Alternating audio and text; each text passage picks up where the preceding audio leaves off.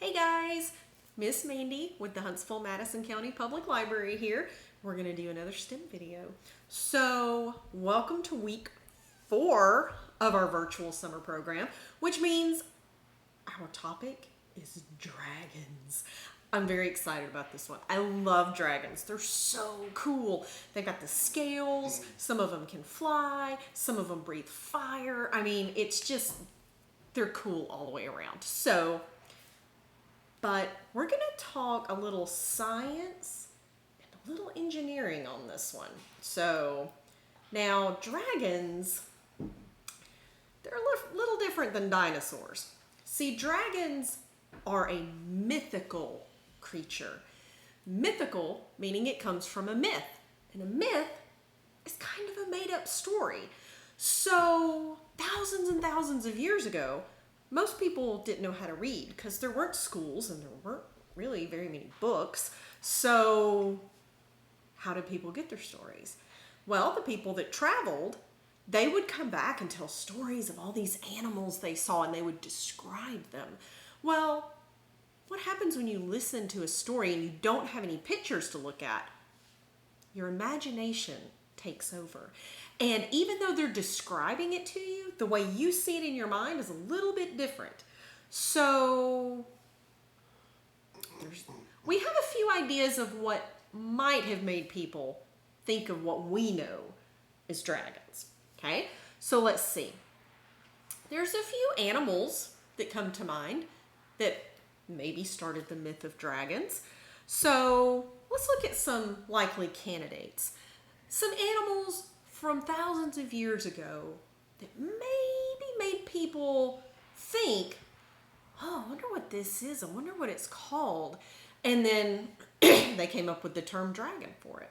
All right, so the most likely is probably the dinosaur. I mean, come on. They're giant reptiles. They're covered in scales. Some have wings. They have claws. They have sharp teeth. That's probably the biggest, thing that made people think of dragons. Because thousands of years ago, people didn't know what dinosaurs were. So if you were out digging in a crop and you came across this giant skeleton and you didn't know it was a dinosaur, I mean, look at this guy. This is the skeleton of a stegosaurus. Stegosaurus are one of my favorite dinosaurs. But think about it. If you came across this just digging in your field and you saw all these armored plates down its spine, you might start coming up with things that you thought they were for. Oh, well, if it has to arm itself, then there must be something bigger out there. And then your imagination goes wild. And a stegosaurus itself can be up to 30 feet long and 14 feet tall. Now, if it needs to arm itself against something bigger, then we're getting crazy. What if you dug this up in your field? This is a Tyrannosaurus Rex skeleton, still in the dirt, okay? Now, a T-Rex, also one of my favorites, could be up to 40 feet long. That's almost half a football field. And like 20 feet tall. That thing's huge. And the way it's laying on the ground like that, you have this really big head, this kind of twisting body, and then these little bitty front legs, the little bitty tiny T-Rex legs. So you have a skeleton this huge, like up to 40 feet long, and then these arms that are like 3 feet long. I mean, we know T-Rex have the teeny tiny arms, but maybe they thought it could be wings. I mean, they're right there on the shoulder. They're like 3 feet long. They might have thought maybe that's part of a wing. Your imagination gets away with you sometimes. All right, so dinosaurs are our most likely candidate of things people probably came across and thought up the idea of dragons. What about a Nile crocodile? They've been around forever. Crocodiles were around when dinosaurs were here, okay? They haven't changed much. They've gotten smaller, believe it or not. So you have a Nile crocodile. Now the Nile is in Africa. These would be native to the sub-Saharan Africa, okay? Probably close to Egypt. Now, the ancient Nile crocodile, it might have had a larger range than the ones do now. If it was bigger, it could probably swim farther. And they might have been able to make it all the way across the Mediterranean Sea to Italy and Greece. And that could be how the European legends of the dragons started. Because you know what? The cool things about dragons is almost every culture has something dragon-like in their myths. And it's pretty amazing to think that every culture around the world has something similar. There has to be a reason for it. Now, these crocodiles, they can be up to 18 feet long, and that's now. They used to be bigger. So if you saw this big giant thing with a big mouth full of sharp teeth, and it has scales and pointed armored tail, I mean, that thing's crazy looking. And not only that, the Nile crocodile can do something that other crocodiles can't, and it's called a high walk. Its legs are long enough, it actually, it actually pushes its entire body off the ground and walks on its four legs. Now, that's kind of dragon-like. I mean, his belly's up off the ground, he's walking around. So that's another candidate. But then there are myths of dragons in Australia. Australia? Well, what about the goanna lizard, also called a monitor lizard? Now, this is a family of lizards, okay? So there's a whole bunch of different kinds. This is a specific goanna lizard, and it is the Komodo dragon. What? Dragon's even in the title. So now this guy looks pretty huge on the beach here, but they get around 8.5 feet long and up to 200 pounds. That's a big lizard. I would not want to come across a 200-pound lizard. And these guys, not only do they have the scales, the sharp teeth, the sharp claws, they're also venomous. Venomous meaning if they bite you, these can actually cause infection in whoever bites them or whoever they bite. So they don't have fangs like a snake. They just bite you. The venom is in their saliva or their spit. So when they bite you, it gets really bad infected. So this might have been a good candidate for dragons. I mean, looks kind of dragon-like to me. What about one that's not a reptile? What about something that would live in the water? What about a whale? Wait a minute. How can a whale be confused as a dragon? Well, this is a humpback whale skeleton. Now, again, if you were out farming or building a road or a bridge, and you dug up something like this, a whale skeleton. If you didn't know what a whale was, that's a pretty crazy looking animal. You've got these big giant jaws and this big head, this long thin body that looks like a tail, and then these hand-like things that are coming down from the shoulder. Maybe those are wings. They didn't know, you know? So if you look at it, not knowing it's a whale, that very well could be a dragon. It's got the big jaws, long tail, what could be wings, who knows? And they can get up to 52 feet long. I mean, that's crazy. And not only that, but whales spend 90% of their time underwater. I mean, without technology to get us under the water and keep us there, you couldn't really study a whale. So there's not a lot about whales in history because people didn't know they were down there. So we're just now learning things about whales that we didn't know before. So we're still learning about them. So even though it's not a reptile, it could be a good candidate for it. And then another thing that could be, you know, it's a pretty good idea of where dragons came from. Us. The human brain. Because let's face it, our imaginations can get a little out of control sometimes. So we could have seen that whale skeleton and thought, oh my goodness, what if those were wings? And what if they like would attack people? And then the story just kind of unrolls from there. So we we could have been to blame for a lot of that. Not all of it, because there are a lot of good animal candidates. And in my research, I came across a very cool candidate, and it's a dinosaur. One that I had never heard of before. And I love dinosaurs, so that's a big deal for me. But first, I'm going to show you this cool dragon book. It's called Dragonology, so as the study of dragons. The Complete Book of Dragons. It's got lots of cool drawings and stuff in it, but I wanted to see, just in case you didn't know what a dragon completely looked like, this is a traditional form of a dragon. You know, you got the 4 legs, you got the wings, the long neck, and the long tail. So that's what most people think of when they think of dragons. You know, princesses and knights in shining armor and dragons. So that's kind of what most people think of it. But there's a different kind of dragon, because apparently there were different species. Because if you look at a Chinese dragon, it's going to look a lot different than that traditional dragon. But there's a very specific kind. This one up here, it's called a wyvern.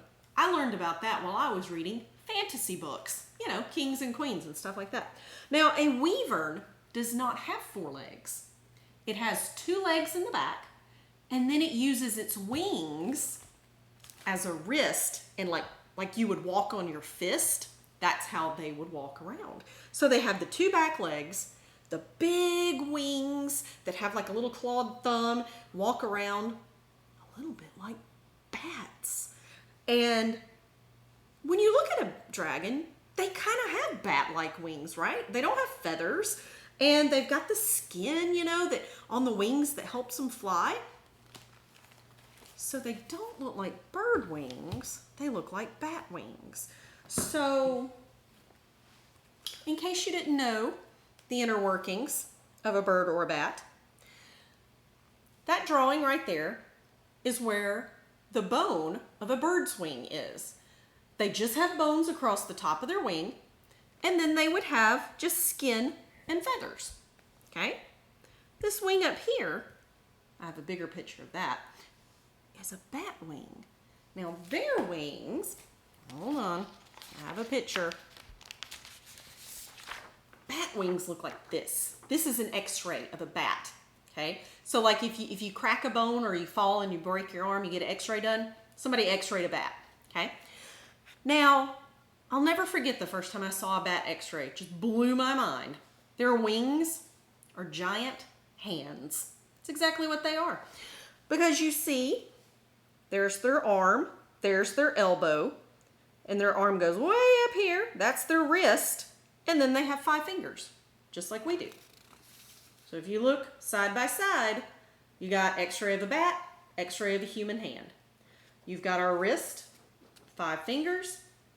It's the same, just a little more spread out. So you've got all these little fingers that help hold that skin, which is barely outlined right there.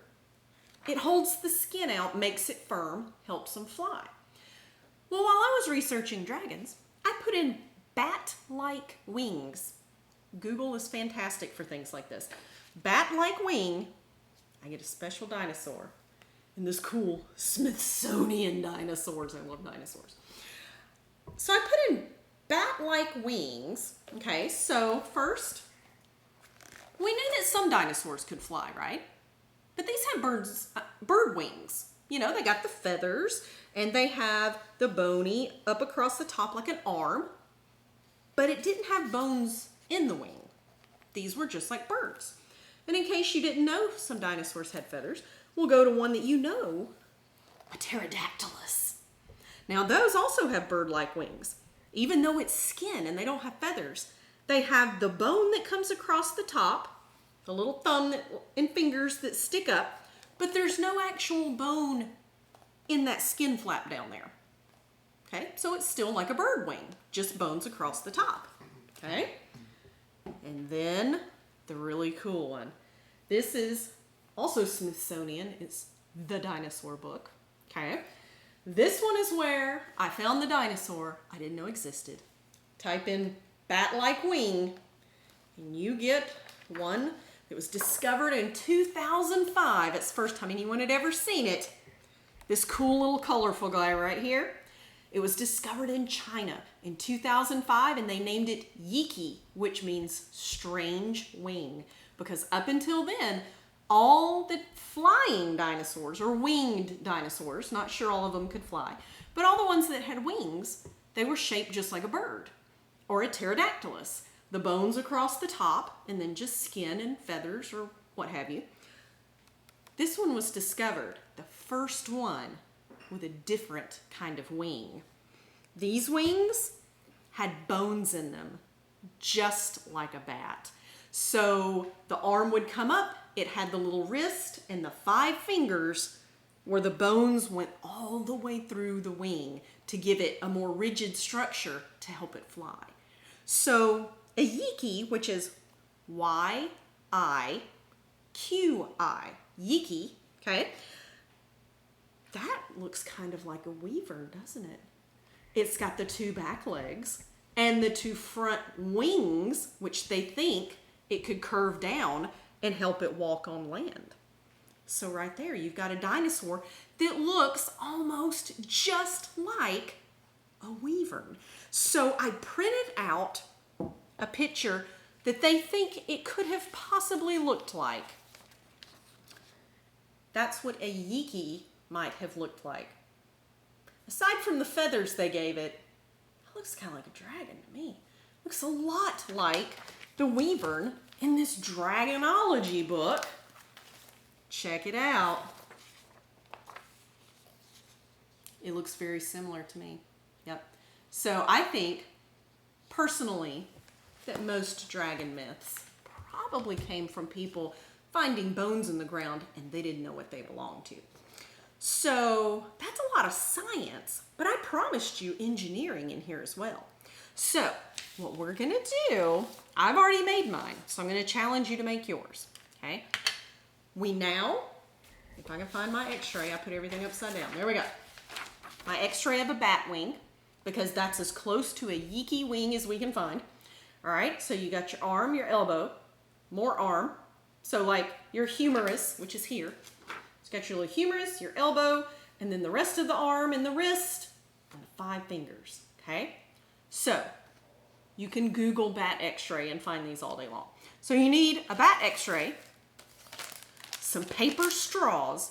If all you have is plastic, that works too. If it's the plastic bendy kind, if you don't want it to bend, just take some scissors and cut it off right under the bend so it's just a straight straw. So paper straws if you have them, and a plastic bag. Now you want to cut the handles off, cut the bottom off, and then just make it one long sheet of plastic, okay? And what you're gonna do is take your long sheet of plastic, your paper straws, and some Scotch tape, and you are gonna make, I challenge you to make, a bat wing. Ooh, or is it a dragon wing? Maybe it's a Yiki wing. I don't know. So down here, I have the beginnings of my arm, my elbow, the rest of the arm, where all of these join together is your wrist, and you've got the little thumb that always has a claw on the top, and then all these other fingers are holding out your wing to give you a nice structure. So I challenge you to make one of these.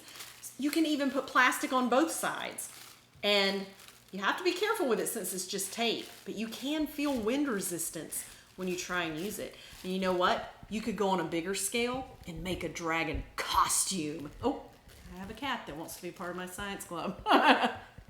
So if you wanted to do a costume, you could do the exact same structure and get a bunch of metal coat hangers with adult supervision. You could take wire cutters and snip it, bend it, put it together just like this, and cover it in fabric and make yourself some amazing dragon wings for a cool costume. So here's our little bit of engineering. So I challenge you to make one of these. It was pretty fun. I had a good time doing it. And you can make a second set, and you could have 2 little wings, and you could fly around with it. So, all right, so that's all we have for our dragon stem. So, gonna real quick go over those books again. Dragonology. If it'll stand up. Smithsonian The Dinosaur book. Another Smithsonian, but it's just dinosaur with an exclamation point at the end, like you're yelling at, like it's yelling at you. And then another little one that's just fun. It's made by the Magic Treehouse series, but it's the Fact Tracker. Dragons and mythical creatures. So this will not only tell you about dragons, but also unicorns and mermaids and any other mythical creature that you can think of. So these are the books that I use to help me with this. And I hope you explore the Yeeky a little more because it's a very cool dinosaur. So I'll see you guys next time for some more STEM fun. Bye.